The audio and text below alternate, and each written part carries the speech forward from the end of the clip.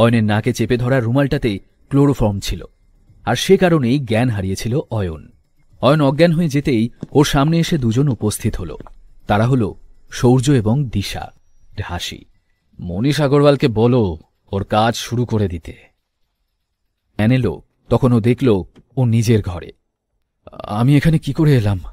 কাল রাতে কি হয়েছিল আমার সাথে? হসপিটালে রয়েছেন, আর শ্রীমন্তী যদি জানতে পারে আমি বাড়িতে আছি তাহলে কত খারাপ লাগবে ওর। বের করে দিশাকে ফোন করল। দিশা, এসব কি খেলা চলছে? কোথায় আছো তুমি? তখন তুমি সেখানে ছিলে না। তারপর কেউ একজন আমাকে অজ্ঞান করে দিল। জ্ঞান ফিরতে আমি দেখলাম আমি আমার ঘরে আছি। সত্যি করে বলো তো, করার অভ্যাস হয়েছে নাকি? আমি তো তোমাকে কোথাও ডাকিনি। তাছাড়া আমি তো শহরের বাইরে আছি। কিসব যাতা বলছো তুমি? শোনো, আমি এখন একটু বিজি আছি, তাই তো। ঠিক তখনই ওর ফোনে শ্রীমন্তীর একটা মেসেজ এলো।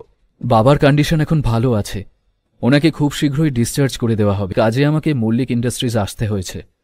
শ্রীমন্তীর মেসেজটা পড়ে অয়ন স্বস্তির নিঃশ্বাস ফেলল। সেই সময় ওর মোবাইলে বিক্রমবাবুর ফোন এলো। অয়ন ফোনটা রিসিভ করতেই বিক্রমবাবু, এবার আপনি আপনার কাজ শুরু করতে পারেন। আপাতত আপনার থাকার জন্য সানরাইজ টাওয়ারে একটা ফ্ল্যাট বুক করে দেওয়া হয়েছে। আপনি একবার গিয়ে জায়গা। কিছু একটা ভেবে অয়ন বাড়ি থেকে বেরিয়ে দেখল বাইরে ওর বাইকটা দাঁড় করানো। এই বাইকটাকে নিয়েই ও মনীষ আগরওয়ালের ক্লাবে গিয়েছিল। এই ব্যাপারটা অয়নকে ভাবিয়ে তুলল। অয়ন নিজের মনে মনে বলল, এই ব্যাপারে মনীষ আগরওয়ালের সাথে কথা বলতে হবে। গতকাল রাতে ওর ক্লাবে ঠিক কি হয়েছিল। টাওয়ারে যেতে হবে। এই বলে অয়ন দ্রুত গতিতে বাইক ছোটালো সানরাইজ টাওয়ারের উদ্দেশ্যে।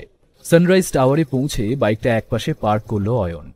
ও ভেতরে ঢুকতে গেলে গেটের সামনে থাকা দুজন গার্ড ওকে আটকে জিজ্ঞেস করল, আচ্ছা কে তুমি? অয়ন পেছন ঘুরতেই দেখল সেখানে সানরাইজ টাওয়ারের ওনার বিপ্লব সামন্ত দাঁড়িয়ে আছে। তোমরা কোনো প্রয়োজন নেই মিস্টার সামন্ত। ঠিক বলেছেন স্যার, আমি অবশ্য জানতাম যে আপনি এখানে আসবেন, কিন্তু গার্ডদের বলে রাখার ব্যাপারটা মাথা থেকে একদম বেরিয়ে গেছিল। আপনার জন্য স্পেশাল লাঞ্চের ব্যবস্থা করে রেখেছে স্যার। সে অয়ন দেখল খুব সুন্দরভাবে টেবিল সাজানো হয়েছে। দারুণ জাঁকজমকের সঙ্গে লাঞ্চের আয়োজন করেছিল বিপ্লব সামন্ত। হয়তো সে ভেবেছিল যে অয়ন রায়চৌধুরীকে হাতে রাখতে পারলে আপনার সানরাইজ টাওয়ার ধীরে ধীরে বেশ পপুলার হচ্ছে, কিন্তু আমার মনে হয় এই বিল্ডিংগুলো যদি আরও এক্সপ্যান্ড করা যায় তাহলে এর পপুলারিটি আরও বাড়বে। চৌধুরী, কিন্তু তার জন্য অনেক টাকার দরকার, যে এই মুহূর্তে আমার কাছে নেই। আপনি যদি চান তবে আমি আপনার প্রজেক্টে ইনভেস্ট করতে পারি। এটা তো আমার কাছে পরম সৌভাগ্যের বিষয়।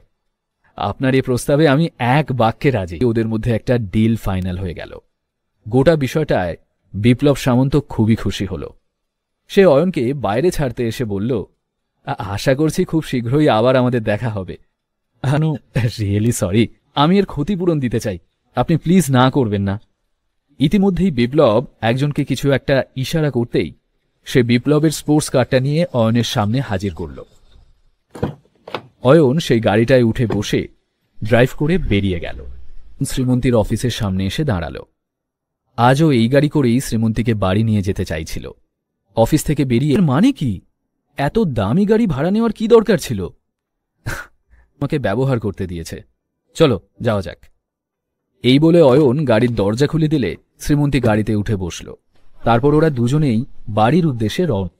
ও এক হাতে স্টিয়ারিং ধরে অপর হাতে মোবাইল অন করতেই দেখল সৌর্যর মেসেজ এসেছে। মেসেজটা ওপেন করতেই অয়নের হাতটা কেঁপে গেল। কি হলো? কিছু না তো। সৌর্য মেসেজে বেশ কয়েকটা ফটো পাঠিয়েছিল অয়নকে। মেসেজটা দেখে অয়নের মাথা খারাপ হওয়ার জোগাড় হল।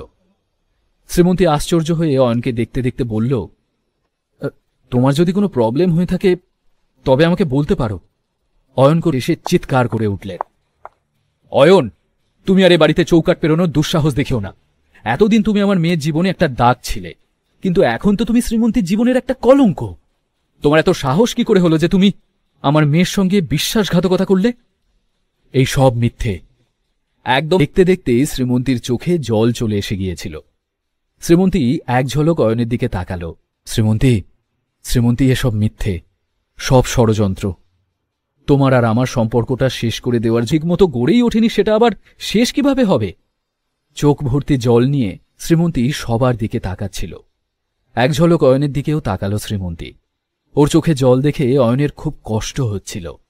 আর তখনই সুরভি দেবী শ্রীমন্তীর হাতে একটা পেন ধরিয়ে দিয়ে বললেন, সামনেই ডিভোর্স পেপার রাখা আছে।